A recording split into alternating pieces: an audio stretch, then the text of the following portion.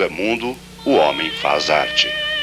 Homem, bicho inquieto, tem de manifestar essa inquietude através de um produto de preferência duradouro. Assim é que ainda hoje encontramos as pinturas feitas nas cavernas há milhares de anos. Daqui a milhares de anos, serão encontrados muitos de nossos objetos de arte.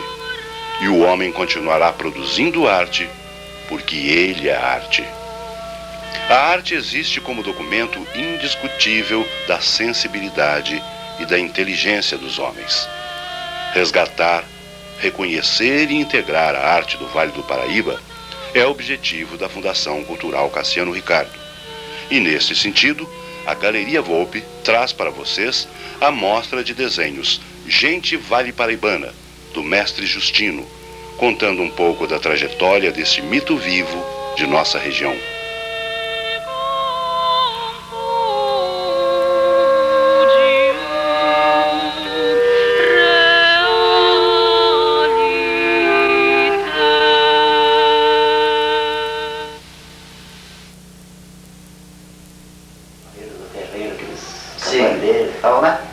Era meu tio chamado Jordão. Ele fazia festa de Santo Antônio todo ano.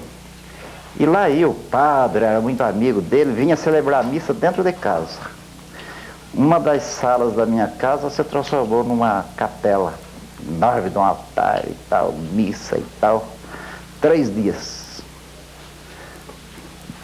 3 dias vinha gente de longe, de parentes, de Natividade, São Luís, Ubatuba, para ficar em casa esses dias, né? Muito fogo, muita comilança e era demais. E acontecia que eu tinha doideira por pintura e não sei porquê, porque eu acho que nem pintura eu tinha visto na vida, só via estampa, né? Mas eu pensava... Fala desse teu tio. Hã? Esse teu tio que fazia os postes. Peraí, então acontece que fazia aqueles postes enormes com bandeira e tal, e tinha que ser pintado. E era meu tio que pintava. Ele pegava sapê, fazia aquelas brochas de sapê para pintar de branco os postes, né? E fazer com gominhos de todas as cores, nas tigelinhas, ia colocando as vermelha, amarela, azul. Para mim era um mundo, uma magia, né? Ver aquelas cores tal, que ele pintava improvisava um pincel com lã de carneiro e pintava o mastro, a imagem. Fazia o pincel Fazia o pincel com a lã de carneiro? Com a lã de carneiro e bambu. Ele batia o bambu assim, moía bem moidinho e formava dali o pincel. E pintava o santo e tudo na bandeira, né? Dali nasceu aquela vontade de... Mas, antes disso, onde é que ele aprendeu isso? Tu tem alguma ideia? Não aprendeu em lugar com ninguém. E era aquele primitivo, que é uma pena, né, a gente não ter guardado. Tu lembra o nome do... Claro que lembra o nome dele. Jordão. É. E daí começou a vontade de pintar. E depois também, outra coisa, era muito bonito o lugar, um rio lindo, né? Aquela projeção de imagens no rio, de sombra, de luz, né? Muito bonito. Eu então sonhava em poder pintar aquilo, de onde... Que idade tu tinha? Quando é que isso começou? Eu comecei com 7 anos de idade. Em Redenção tinha um farmacêutico chamado Manuel Rocha Filho. Manuel Rocha Filho? Pintor, era compositor, teatrólogo, poeta. Era um Da Vinci, caboclo. Era um grande político. E então eu ia na cidade para tomar aula com ele, de pintura, né? E aí começou. Aí comecei a pintar. Então tem um Cristo aí que eu pintei com 11 anos de idade. Então o primeiro quadro está guardado, um dos primeiras obras está aí, tá, eu guardo comigo até hoje. O pai,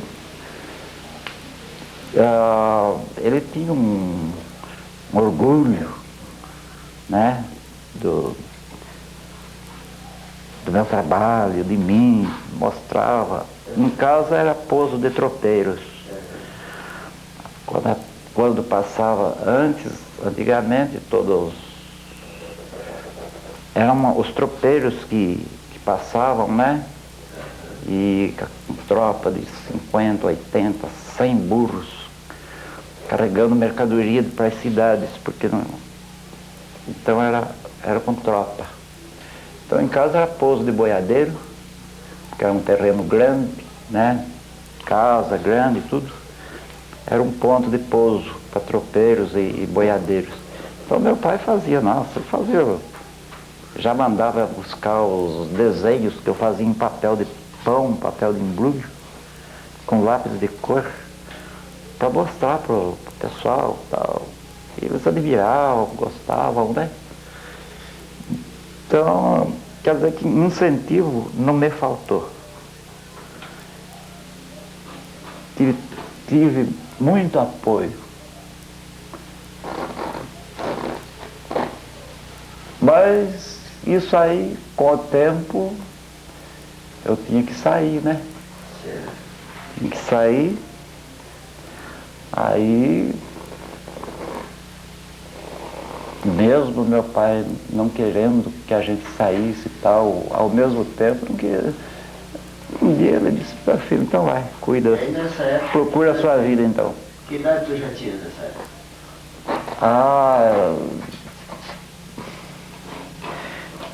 Quando saí tinha 14 anos. Saiu para a cidade, para a Redenção? Aí saí, fui para Ribeirão Pires, Mauá, e lá trabalhei diversos serviços, até que fui trabalhar na Real, uma porcelana finíssima que importava louça, né? Exportava, aliás, para os Estados Unidos. Era a porcelana mais fina do Brasil. Os proprietários lá eram um pessoal de Santa Catarina, que tinha também uma fábrica em Santa Catarina, a Estiatita. E então trabalhei lá com japoneses, com chineses, aliás. E aprendi desenho mais com eles, porque eles eram grandes desenhistas, né? E o desenho aprendi lá.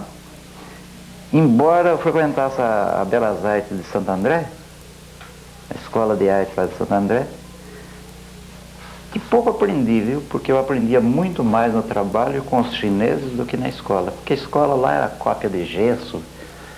Eu não estava afim de andar copiando gesso, não. Porque eu tive sempre senso de criação, de criar, de interpretar tudo que a gente visse, eu mesmo fazer sem precisar de andar copiando, né? Nunca adotei essa coisa de andar copiando.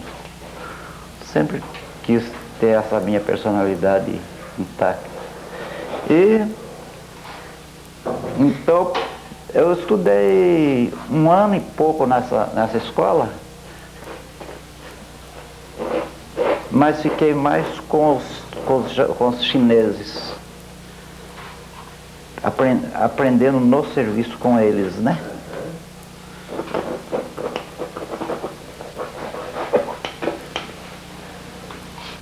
Na ocasião, Portinari estava toda, né? Portinari. Só se falava em Portinari. Eu morria de vontade. Eu era um macaco de audição, um admirador de Portinari, né? Até hoje sou, e na ocasião, então, eu ficava louco para conhecer o Portinari. Eu disse, olha, nem que fosse para lavar pincel lá pro Portinari, meu sonho é ficar com ele lá. Mas não sei, o destino não me ajudou nisso, porque eu tinha minha obrigação de serviço, né? E eu tinha medo de deixar o emprego e se aventurar, né? Não conheci Portinari. E não cheguei a conhecer ninguém de grandes nomes na ocasião, né?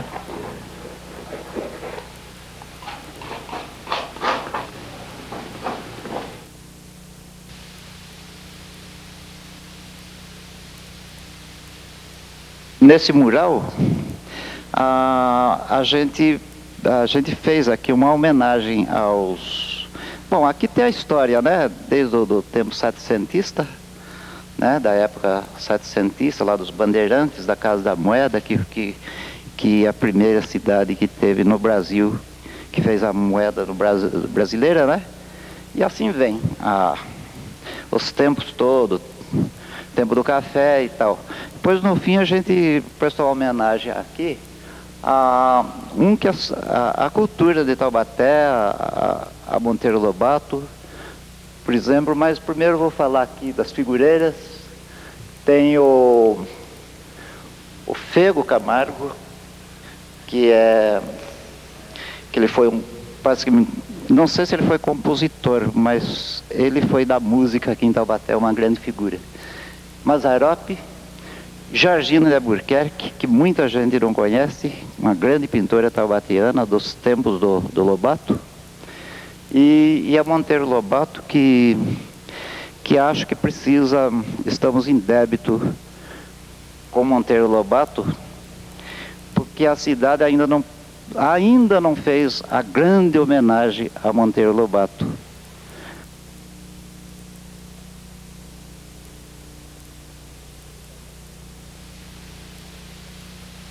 Taubaté começou com vendas com barganhas de cavalos, de bois, de cabrito no Largo do Mercado, né? E não confirmado historicamente, mas dito por muitas pessoas, contado por muita gente, que no começo os donos de escravos, né? Por exemplo, tinha uma cozinheira muito boa, o outro também tinha, né? Cozinhava determinada comida muito boa, fazia trocas de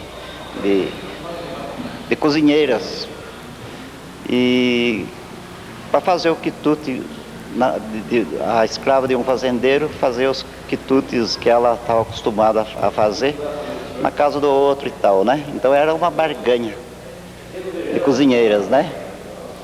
Depois que começaram a barganhar animais, aqueles bois lá, cabritos, né? Depois passaram a barganhar relógio na Praça da Catedral. E de relógio, então ficou essa barganha em Taubaté, que é uma tradição, né?